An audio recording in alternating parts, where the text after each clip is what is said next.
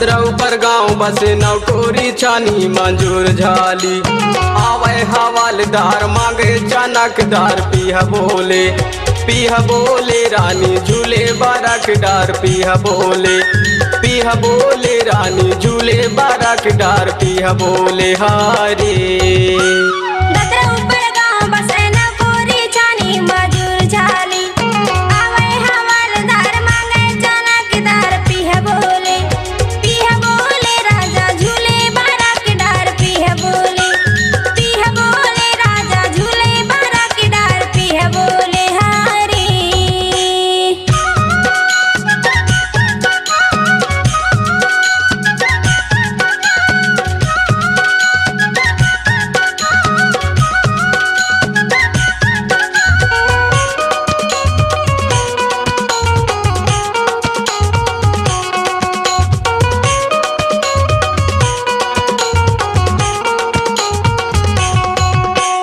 आगू तमाकू खाए पिछोले चुना, आगू तमाकू खाए पिछोले चुना।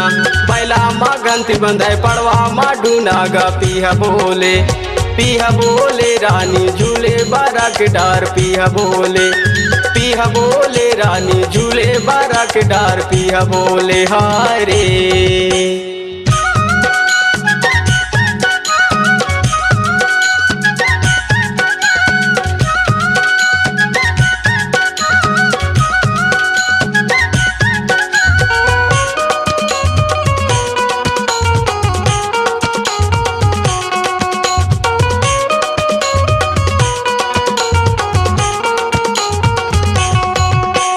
साले के बंदा महरिल के अंडा, साले के बंदा महरिल के अंडा। जा बैहा भाग दे डूबा थे चंदा गा पीह बोले राजा झूले बारकदार पीह बोले राजा झूले बारकदार पीह बोले हारे।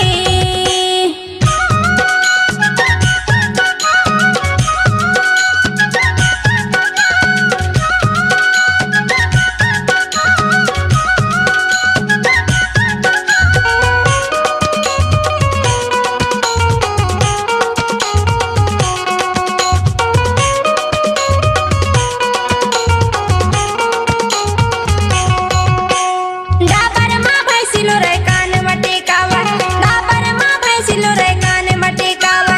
कान खिला नहीं जाने हाथ में भलावेगा पीह बोले राजा झूले बारकदार पीह बोले राजा झूले बारकदार पीह बोले हारे। ददरा ऊपर गाँव बसे नवकोरी छानी मंजूर झाली।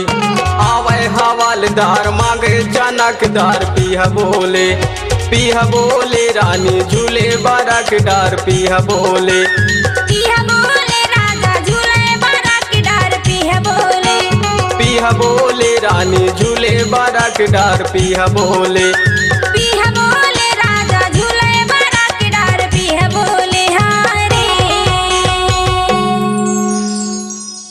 अपनी आवाज को दीजिए एक नया मुकाम। डिजिटल रिकॉर्डिंग की दुनिया का जाना पहचाना नाम स्वरांजलि, जहां गूंजती हैं ध्वनियां अपनी माटी की सौंधी सुगंध के साथ। छत्तीसगढ़ी संगीत के विविध रंग जो पहुंचाते हैं पूरे प्रदेश में डिजिटल रिकॉर्डिंग के संग। स्वरांजलि स्टूडियो, नेमीचंद गली नंबर 2, गंजपारा, रायपुर। आप सुन रहे हैं गायक बालक बघेल दीवाना बाबू और मंचली गायिका राखी धारवे के मधुर आवाज में सहगायक रामचरण वरकड़े, संचालक निरपत बघेल। मोबाइल नंबर है 7697038411। अध्यक्ष भैया रंगेलाल कुशराम 8120639755।